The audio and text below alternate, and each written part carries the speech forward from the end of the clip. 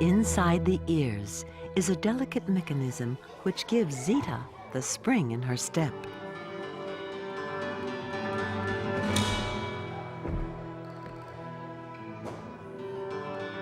For her career as an international gymnast, her ears are Zita's most essential organs.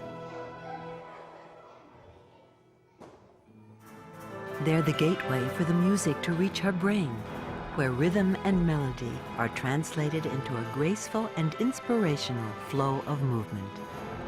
Even more important, Zita's ears contain the organs that allow her to balance. They keep track of her body's every move, whether she's on the ground or flying through the air. Without the intricate mechanisms of the ear, we'd never be treated to a display like this.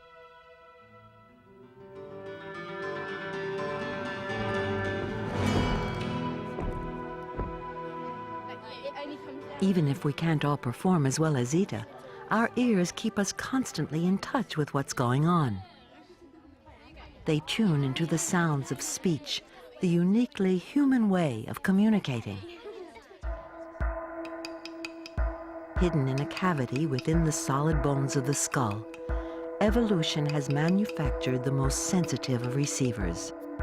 Only some parts are used for hearing: the round eardrum, a set of bones, and the snail-shaped cochlea. Our ears can distinguish millions of different sounds, more than any other animal. We can recognize hundreds of friends and acquaintances by very small differences between their voices. We can pick out what they're saying amid a multitude of distractions, and even pinpoint their position by sound alone.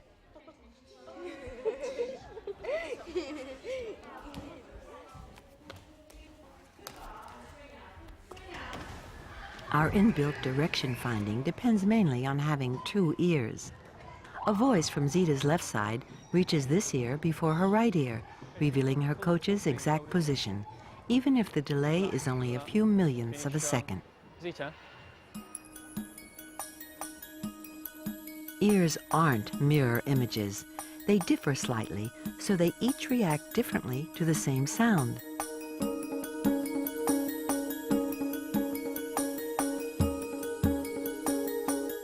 The ear's convolutions are as individual as a fingerprint. They help to refine our direction-finding sense.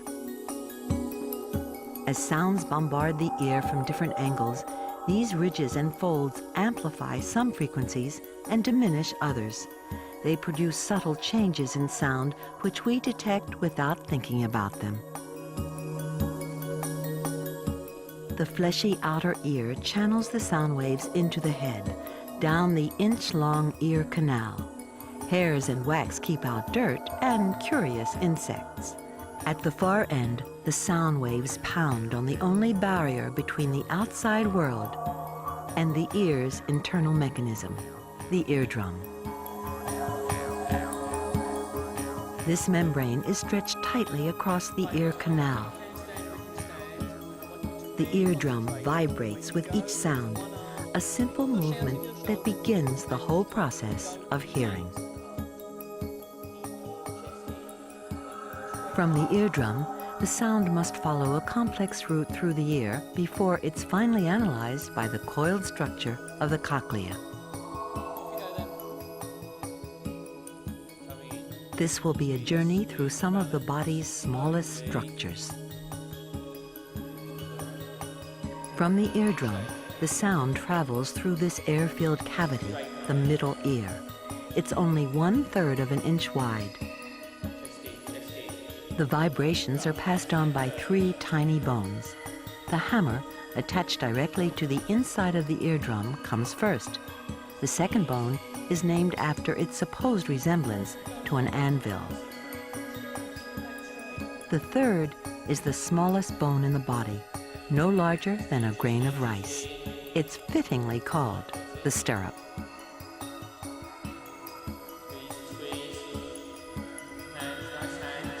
These bones act as tiny levers, magnifying the pressure of the sound waves over 20 times. But this mechanism also forms a bodyguard for the delicate structures further in. If the eardrum is assailed by a dangerously loud sound, the body's two smallest muscles tighten and restrain the wildly vibrating bones.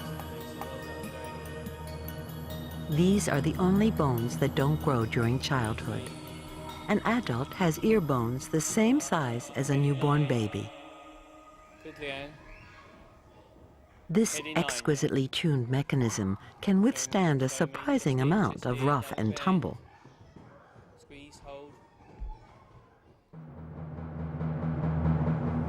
The middle ear can have problems when the outside pressure suddenly alters, stretching the eardrum and throwing the bony levers out of balance. The altitude changes during an airplane flight can be a recipe for earache. As the sensitive membranes are distorted, they send pain signals to the brain. The pain eases as air flows through a thin tube running up from the throat. It matches the pressure here to the air outside. The journey of the sound waves in the middle ear ends with the vibrations of the stirrup bone pressing on a thin membrane called the oval window.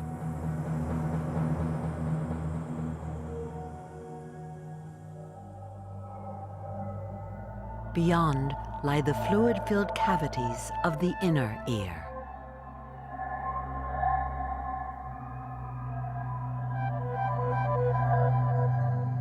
Like the underwater song of a whale, the sound now resonates through salty fluid filling the hollow shell of the cochlea. The spiraling structure is buried in the thickest part of the skull, deep within its bony fortifications. We can only appreciate its internal architecture by chipping away this bone. The pea-sized cochlea contains a mechanism of amazing complexity.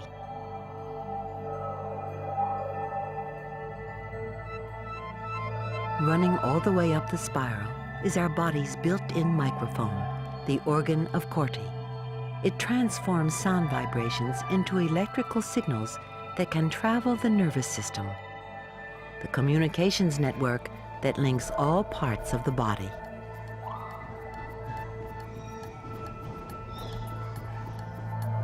No radio engineer has designed a microphone so small or so elegant.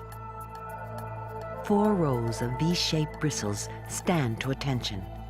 They crown 15,000 hair-shaped cells. As the hair cells vibrate, their bristles stamp a matching imprint on the membrane above. Here, sound vibrations have traveled as far as they can.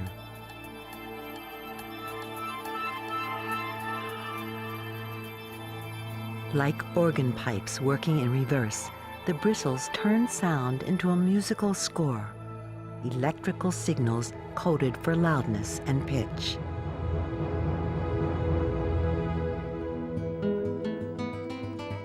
Switched on by music, the bristly upper end of each individual hair cell dances up and down, hundreds of times faster than any other cell can move. This tiny hair is all that stands between us and silence. And a silent world would be an empty world indeed.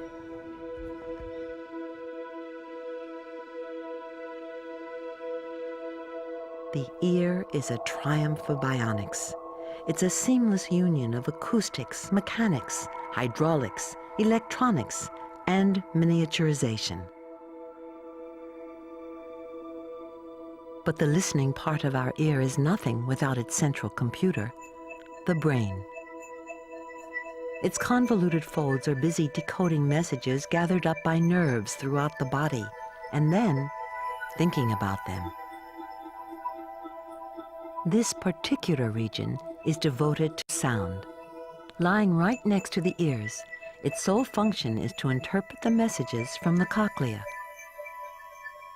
This pure tone activates a single spot in the brain, lighting up on the electronic scan. Sounds of different pitch target other spots, a symphony is spread all over the hearing region, and it's a small miracle that we can perceive it as a whole. And I want you to try and think. As we get older, we gradually lose the higher frequencies. The hairs in the cochlea begin to die from the moment we're born. The busy hairs that process high notes wear out first, so older people can't hear very high-pitched sounds, like the squeak of a bat, which younger people can easily detect. From our very earliest years, humans don't just listen. We actively make sounds to communicate with others. To master a language like English, we must learn to pronounce 40 different sounds. Even the youngest baby can recognize his mother by her voice. He heard his first sounds 3 months before he was even born, as his mother's voice resonated through the womb. Now his ears will be the key to language. Only by listening can a baby learn to speak. The first year is a frustrating stage of life. A toddler can understand many words, but it will be several months before he can say them.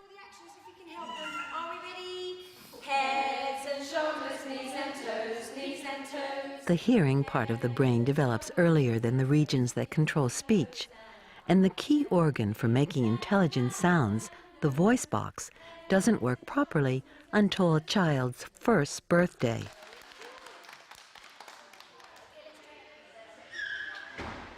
From an infant's babbling, single words begin to crystallize. On average, girls start to speak earlier than boys, though no one knows why.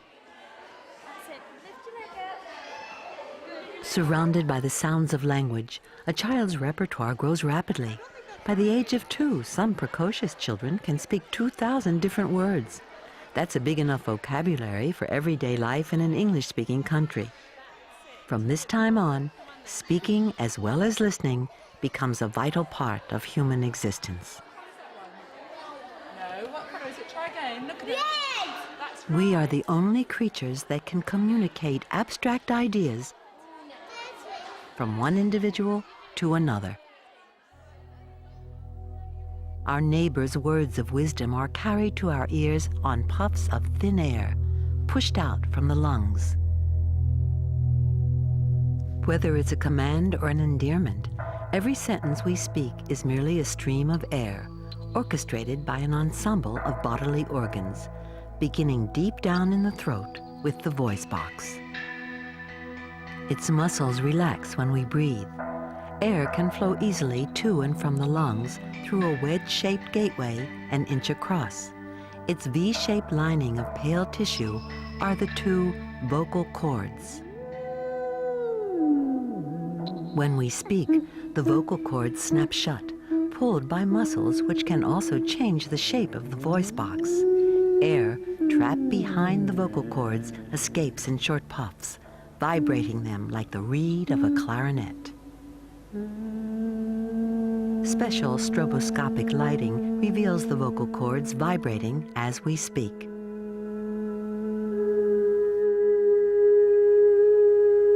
The speed of these vibrations affects the pitch of our voice. A man's vocal cords vibrate about 120 times every second, and a woman's twice as fast.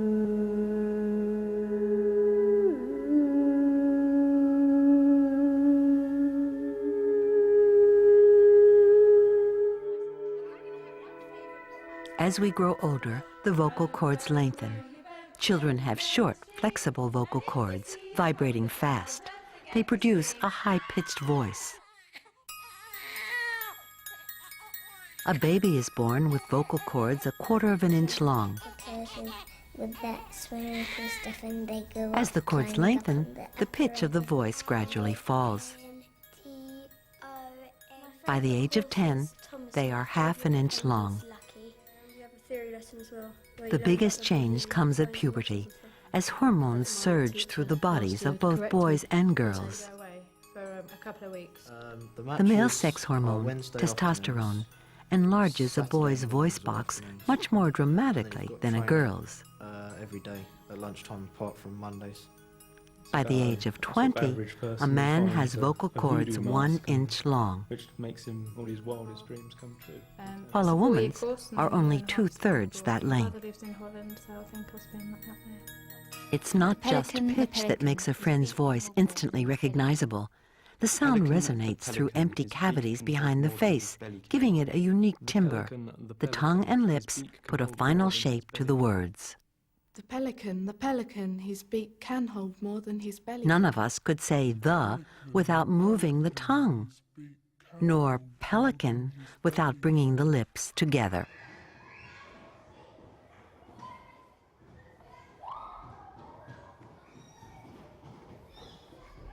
Speech and communication give our ears a special role in human life. Yet hearing is not the ear's most important job. We can live without sound, but the ear's other role is crucial for our survival. It provides our sense of balance.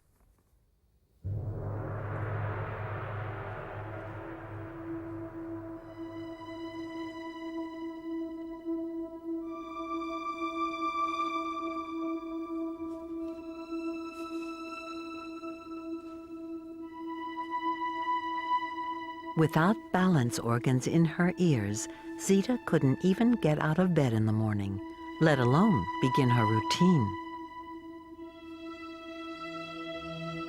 A sense of balance evolved in our earliest ancestors. Although a fish may not aspire to gymnastics, it still needs to know which way is up in its watery world. The fish's ear has no cochlea, but it contains all the structures it needs to detect motion and gravity. From our aquatic forefathers, these balance organs have passed down to the whole animal kingdom today. We've inherited exactly the same arrangement of fluid-filled tubes buried deep in the skull. Our balancing mechanism lies in the same cavity as the organs that hear, but they work in splendid isolation. The 3 loops in this exotic sculpture are fluid-filled tubes that tell the brain how the head is moving, backwards or forwards, up or down, or from one side to the other.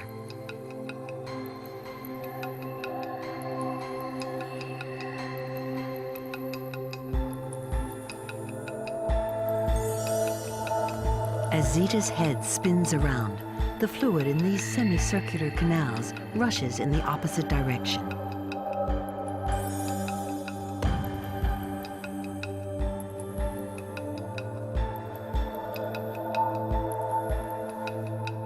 Neatly set at right angles, the 3 loops can accurately track Zita's head as it twists or spins in any direction.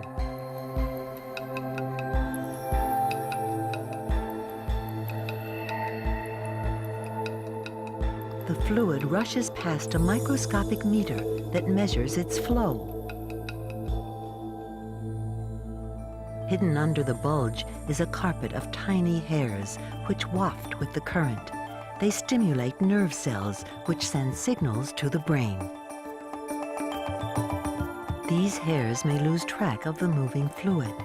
If you spin around and suddenly stop, they send messages that your head is still on the move, and the confused brain feels dizzy.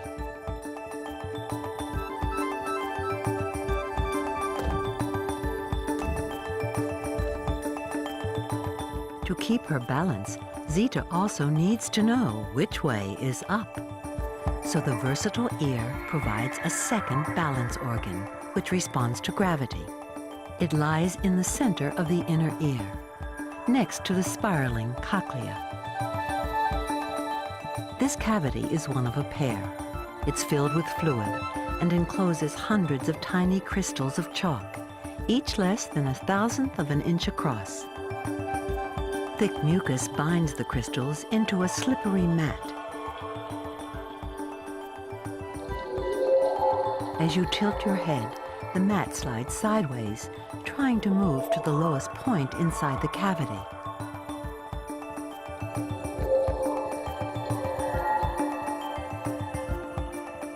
it ruffles up a carpet of sensitive hairs underneath. The changing load reveals which way gravity is pulling.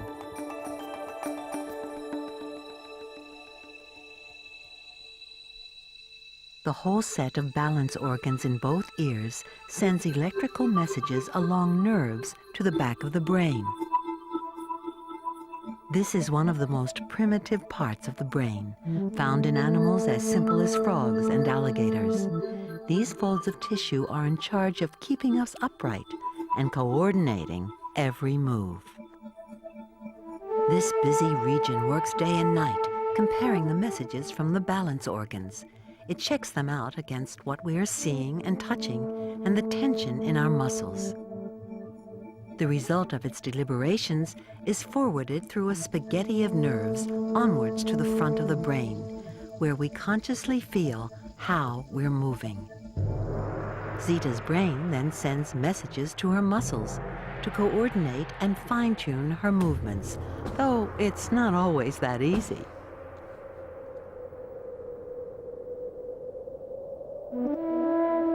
The inner ear tells both Zita and the fish which way is up.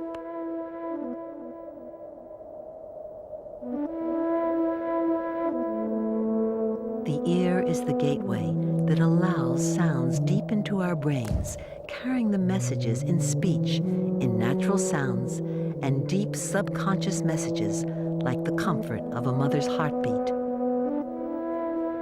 With its ungainly outer flap and its hidden sensitive soul, the ear is the Cinderella of the sense organs.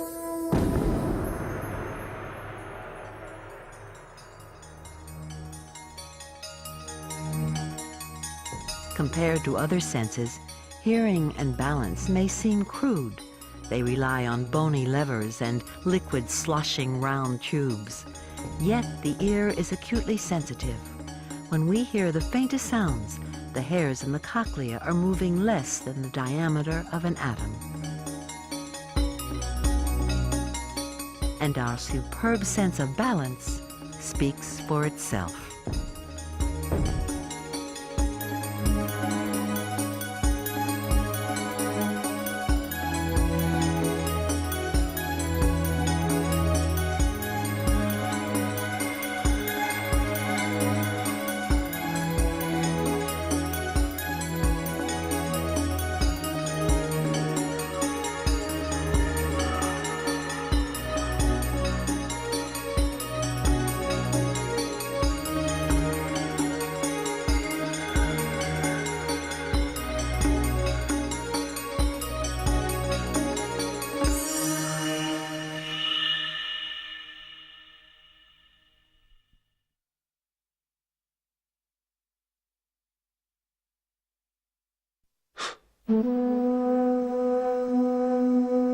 The acrid smoke of a snuffed-out candle.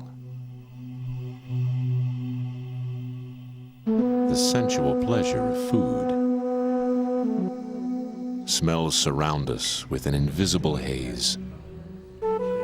They can waken deep memories and even attract us to the opposite sex. Explore the senses of taste and smell next on Body Atlas.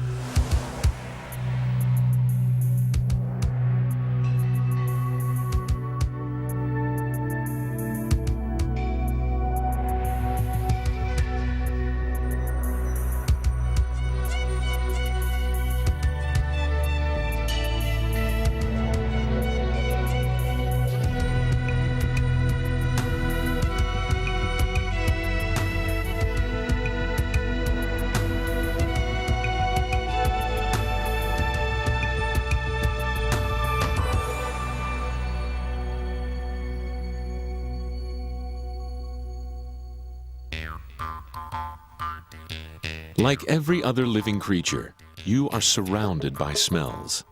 They influence the way you think, how you feel, and how you react. The nose, in all its glorious shapes and sizes, is the gateway to this extraordinary realm of sensation.